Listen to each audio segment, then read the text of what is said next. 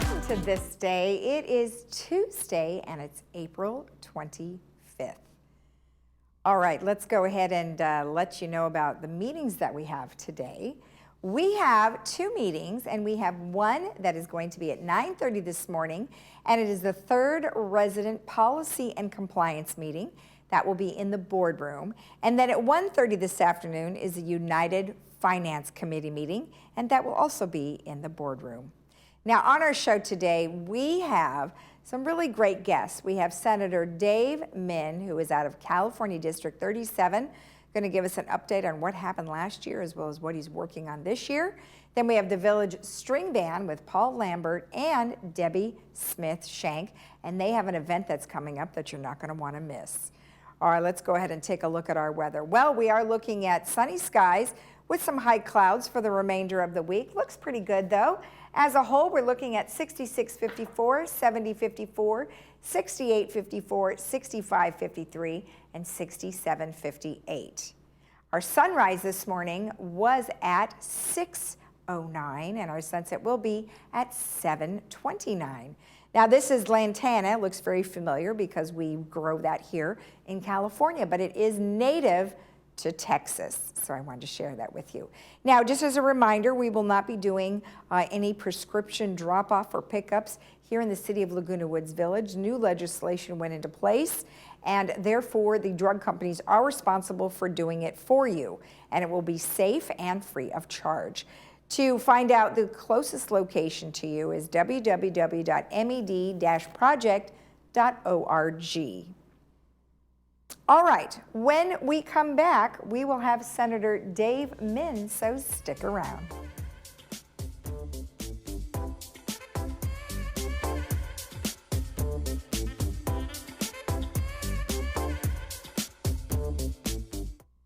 Do you have cavities, broken or missing teeth, tooth pain, or other dental problems? These issues can create more problems than you think, including affecting your overall health. Don't wait until it's too late. Contact Loberg Dental today, and your first exam and set of x-rays is free without insurance. It's a great way for you to experience our high-quality level of patient care while saving money, too. Visit drloberg.com to schedule your free exam and x-rays today. At Healing Hearts Emergency Animal Hospital, we are dedicated to emergency veterinary care through high-quality veterinary services and compassion. We offer state-of-the-art diagnostics at competitive pricing. Our doctors will see and care for dogs, cats, and most exotics. In case of emergency, rest assured Healing Hearts Emergency is here for you when your primary veterinarian is closed. Open nights, weekends, and all major holidays.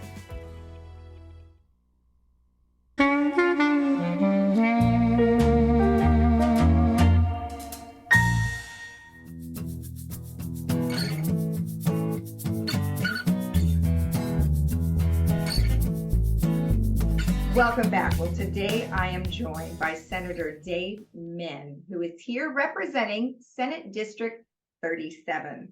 Well, welcome, Senator Min. How are you? I'm doing great. Thanks so much for having me, Lisa. Well, we appreciate you taking time out of your busy schedule. I know you've been very busy doing lots of different things, just like everyone else who's super busy in the Senate as well as the Congress, trying to get everything back on track.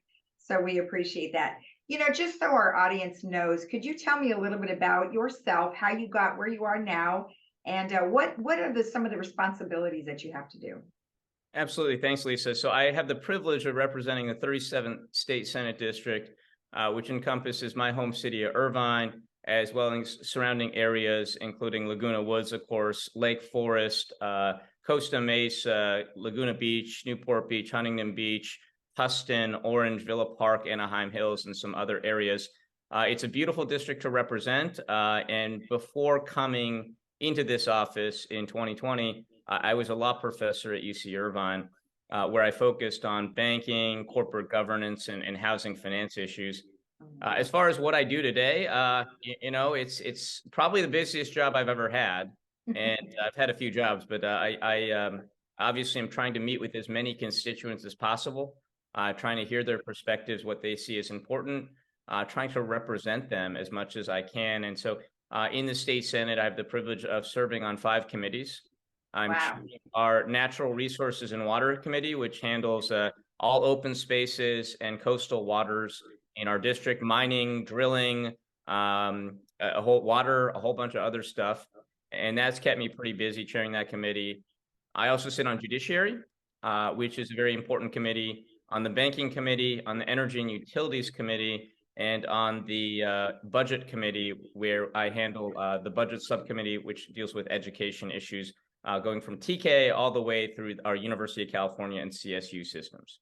Wow, nothing short of a miracle that you're able to balance your life as well as all of the things that you have going on. Let's talk about some of the things that you have been really focusing on, maybe since you've been in office, and then we'll chat a little bit in a bit about some of the things that you're going to be focusing on this year. So, what are some of the primary things that you'd like to let our viewers know what you've been working on?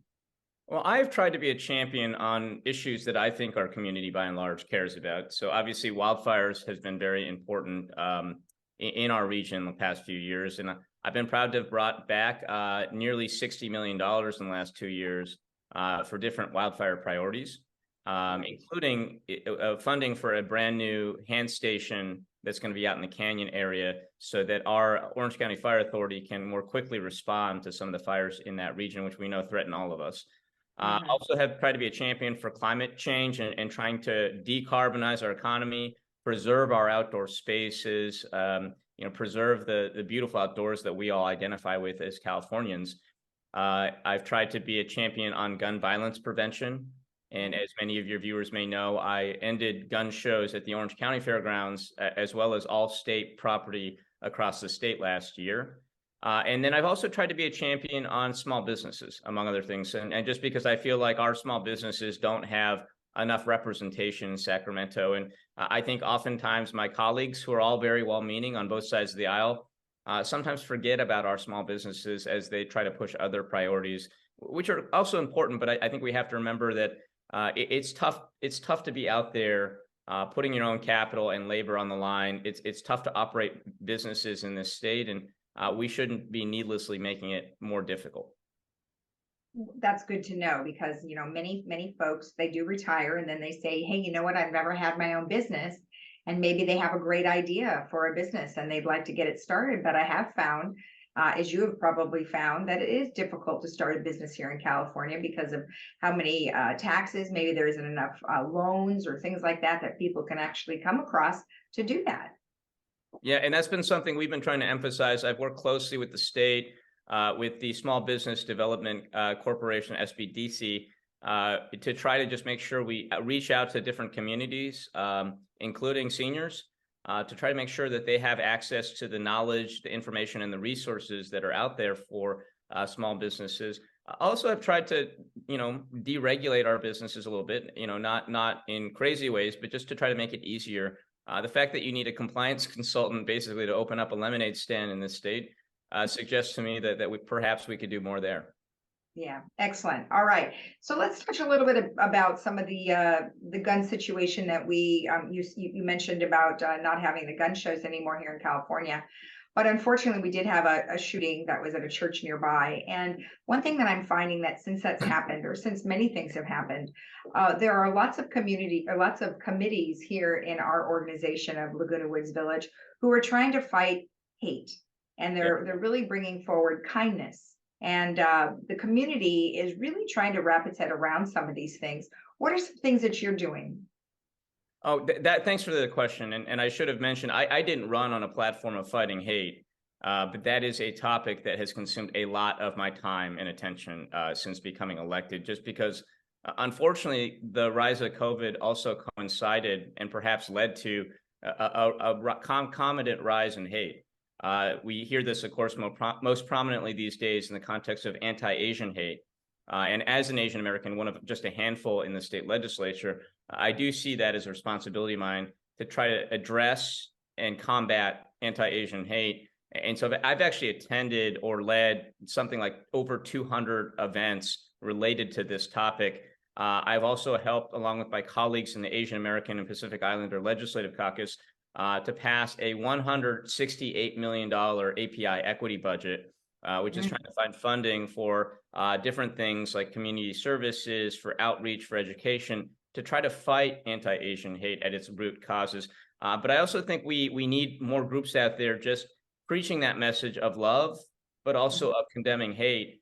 Because right now, I think there are too many people out there that feel comfortable expressing really hateful, racist bigotry, and sometimes acting on those feelings as well. We need to make that socially unacceptable again, whether that's anti-Asian hate, anti-Muslim hate, which has also seen a steep rise in recent years, anti-Semitic hate, anti-LGBT hate.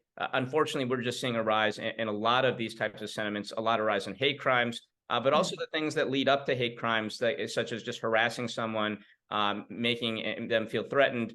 So I've also tried to pass some legislation, and I did pass a bill last year that will require that all our transit agencies begin to study the problem of harassment, whether it's in any public transit or on the way to public transit. So whether that's the Orange County Transit Authority, whether that's the Bay Area BART, Caltrans, or anybody else, the 10 largest transit agencies in California are required now to try to better understand how often these types of incidents happen, and then to start to address them, because we know that too many people feel uncomfortable on public transit, and this is a place where a lot of anti-whatever hate occurs. Yeah, and you need to make sure that they feel safe on public transportation, that's for sure. Let's talk a little bit about something that you did in 2020, which was the cybersecurity and identity theft protection or prevention, because we do have many folks here, of course, that are seniors. They get scammed all the time, but they're getting scammed by things that look super familiar. Yep.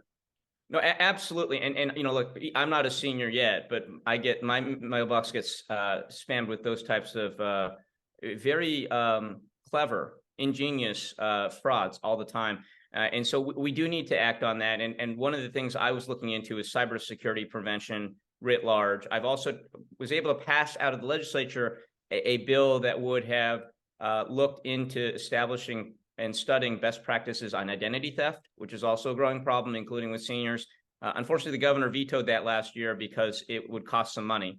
We're trying it again this year and seeing if we can pass it through again, and trying to lobby the governor to see if he might pass this bill this year. I'm also proud to be co-author right now of a bill that targets elder abuse and says that banks must adopt a reasonable person standard in dealing with elder fraud. If a senior comes in, and as one example, we actually heard the bill yesterday in banking and finance, it passed out, and the banks are opposed. But one of the examples we heard was a woman who was targeted with a very clever scam. She withdrew her life savings over the course of 21 major transactions in a few months. And of course, the bank should have seen that as suspicious. So this bill would require banks to just act as any reasonable person would. If you see something very suspicious, you follow up on it. Maybe you freeze the account temporarily, and you just check in to see what's going on there, because too many seniors are targeted, become victims to these types of scams. And we've heard way too many stories of people losing their life savings. The woman we heard from yesterday told us in a very emotional testimony that she had contemplated ending her life twice. First, because she lost her life savings, but then second, because she was hit with a major tax penalty for early withdrawal of her, I guess, some of her long-term pension liabilities. And it was just a very moving testimony. We in the legislature, I think, owe a duty to try to prevent these types of scams and frauds. Excellent news. So going forward for this year, what are just a couple things that you would like to work on? Sure. Thanks for the question. So we've got a few things that might be of interest to your viewers. First of all, we are pushing a bill that would allow for zoning to have a fire station in Laguna Woods, which I know is very important to your viewers. I want to just make sure that we are able to have that there on site, just in case some local fires happen. We have an e-bike study, which is, these electric bicycles that are starting to become very, very popular. I have a scooter myself here in Sacramento that I use. We don't want to slow down adoption, but we do think that it's time to start studying what the rules of the road should be. Should there be licenses for some categories, e-bikes, if they go really fast? Do we want separate bike lanes? How should this work? I don't have the answers to that, but we're authorizing a major transit center in San Jose called the Mineta Institute for Transportation to start studying this problem and to report back to the legislature in a year. I've got a major bill right now that would try to preserve 30% of our state lands and coastal waters as preserved open spaces for the future by the year 2030. And that's really important for a lot of reasons. Biodiversity, we're about 6,000 major species are about to go extinct in California. But it's also important, I think, for Californians' identity. We identify with our open spaces, and I think this is really important. I'm going to keep trying to end offshore oil drilling this year. And I've got a couple major bills on gun violence prevention that I can talk about at another time, but they're potentially game changers. One would require banks to code gun purchases anytime you use a credit card or bank account or electronic finance to purchase guns, just so that we can start tracking where these guns are purchased, get an idea of how many guns are out there. So that'll be valuable. The other bill would require banks that want to do business with the state of California to end their investments in the gun industry. Well, it sounds like you are very busy, like you said. You've got lots of things planned for this year. We wish you the best of luck, and thank you so much for all you do. Hey, thank you, Lisa, for allowing me the time to chat a little bit with your viewers. Appreciate this. All right, thank you again. Thank you.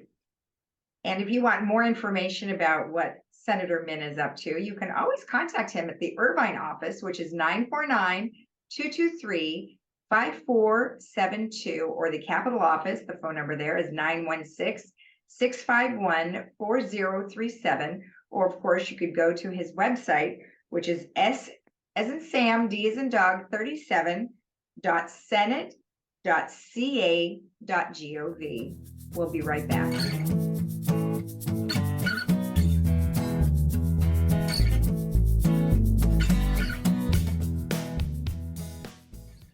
Living and learning in Laguna Woods Village is a unique experience. For over 45 years, the Emeritus Institute has provided tuition-free college classes within your community. Join us to experience expert faculty, quality academics, and to make friends through the Emeritus Institute. New classes start every semester, and you can join nearly any time. Visit us anytime at saddleback.edu/emeritus. Learn, live, and thrive with the Emeritus Institute.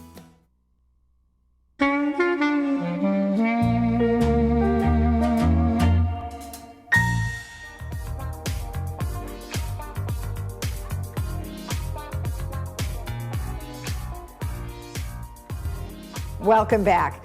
Well, we are joined by Paul Lambert and Debbie Smith-Shank, who are here on behalf of the Village String Band. Well, welcome both of you. Nice to see you. Thank you for having us. You're welcome. Thanks for coming in. Now, the Village String Band, they've been performing for quite some time, and we've got a great history photo coming up. And tell me a little bit about the string band and how long they've been around. Well, the earliest photo we have, we which go. is on the screen now, is from 1996. Okay. I joined in 2015, and only one of those people, the gal in the cowboy hat against the pillar, Elsie, was still in the band. Oh, wow. And she was still with us until she passed a couple of years ago. Mm-hmm. So who knows how long we've been doing it before that. Right. But as far as we know, picture-wise, we've been around for about 27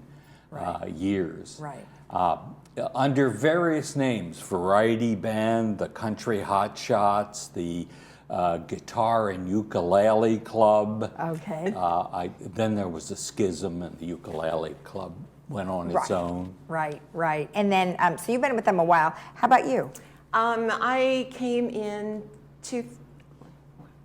I don't know, about 5 years ago. Okay. And when I moved to the village, I was looking for my posse, I guess. Okay. And I walked in the village string band room and met Paul, like the first day. Oh. And he said, come sit by me. We get into a lot of trouble in the back row.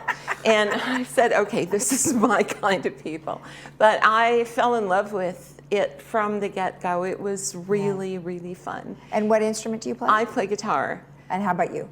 I play guitar as well, and also both Debbie and I do some vocals. And Okay. we both play ukulele. That's But we And don't ukulele. play it in the string band. Okay, all right. So now you play acoustic guitar, right? Yes. Yes. Okay, fantastic. And we have acoustic guitar, electric bass, Yes. fiddles, electric fiddles, banjo, banjolele, drums, guitar, piano. Yeah. Have I missed anything? Oh, probably anything people No, want to and you said bring. bass guitar. And string and what's Pat's instrument? I have no idea You what can it's see called. Pat behind you. He does a pedal steel guitar. Wow.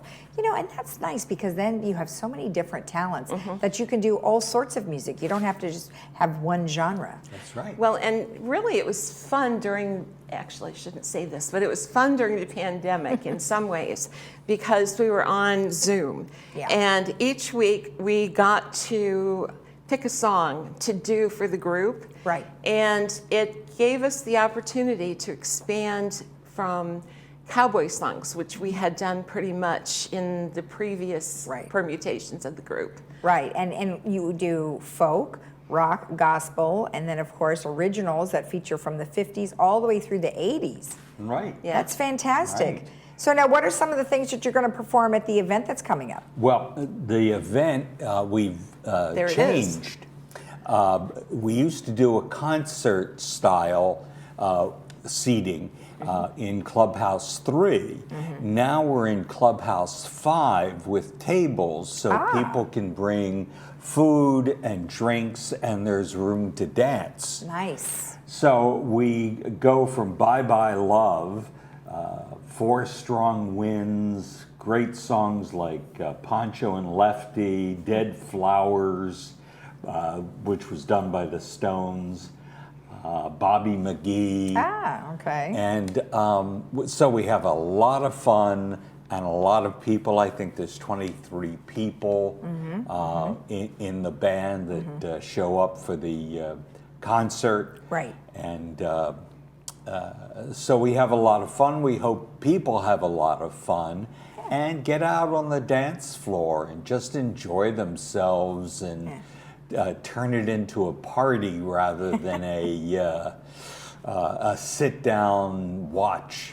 Yeah, well, I mean, you should be able to, right? Because they're going to bring their own drinks, yeah, their own absolutely. food. And then also, you partnered with Saddleback College Emeritus. Right. So what happens there? Well, we ahead. had a teacher, Adam Levine, Okay. and he Alan Levine. Alan, sorry. I'm like, what? Adam Screw- Levine? I moved it. Okay, but no, Alan Levine. Alan is our fearless leader, and he tries to corral us a little bit, but we don't get graded since we're emeritus classes, Right, and we're right. really grateful for that because some of the band are professionals. Some of them have been doing this all their lives, and it has been their life Right. before they retired. Right. And it continues to be. A lot of them are still in bands, and then there are some of us who are not quite that good, but they pull us along with them. That's great. Gives you that experience of performing, right? Oh, and the experience of performing is like amazing. It took me a while to get enough courage to do a solo. Oh. But I did one the last time. I'm going to do one again this time. Nice. So that'll be, it's a challenge. But it's like, if not now, when? You know, Yeah. when you get to a certain age, you know, somebody laughs at you, hey, it's It doesn't all matter. good. Yeah, really. For example, our drummer, Steve, taught music in schools for his entire life career. Okay. And then joined us when he retired. And he's not even a member of the village. Oh. So with the emeritus class, we have several people in the club, Sure. probably not more than 5 or 6, Yeah. who I think it's are, about 5. Yeah. who Yeah. don't live in the village. So Well, but that's all right. They're still helping you along, so that's perfect. They absolutely are. Let's take a look one more time. So it's going to be May 7th in Clubhouse 5 Right. from 5 to 7 p.m. $10 at the door, which is a great deal. And you guys are going to be performing all sorts of great songs 20 across all different genres. I love it. 23 of them. Okay.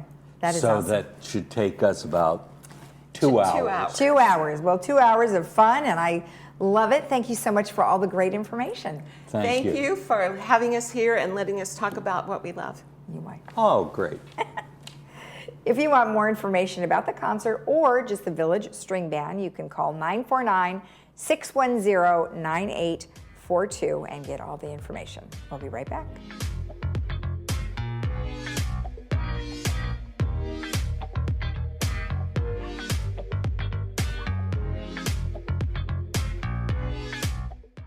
The Salvation Army Orange County is committed to building hope in people's lives rather than just more shelters. The Center of Hope, a comprehensive homeless care solution, combines a 325-bed emergency shelter, 72 permanent supportive housing apartments, on-site medical, dental, vision, and mental health care, and an award-winning drug and alcohol rehabilitation center. Donate today to transform lives, create safer neighborhoods, and provide an opportunity to end chronic homelessness in Orange County.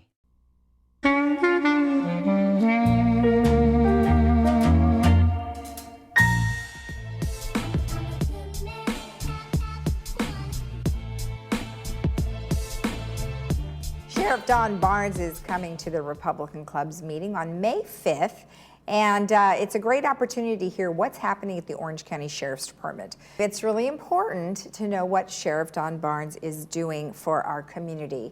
So if you'd like to attend, it's May 5th, and I believe it's only $5, and it's a meeting at 11:30, lunch at 12:15. If you want more information, go to the Laguna Woods Village website, and you can type in Republican Club and learn more about their meeting with Sheriff Don Barnes. All right, the Mother's Day tea that's being put on by the Florence Sylvester Senior Center is going to be happening at their normal lunchtime at May 12th at 1 p.m. Now, tickets are available at the front desk, and so you want to make sure you participate in the fun Mother's Day tea. Now, the Mother's Day buffet is being put on Sunday, on Mother's Day, May 14th, at 1 p.m. in the Clubhouse 5. If you want tickets to that, you do need to get in touch with Recreation at vmsinc.org.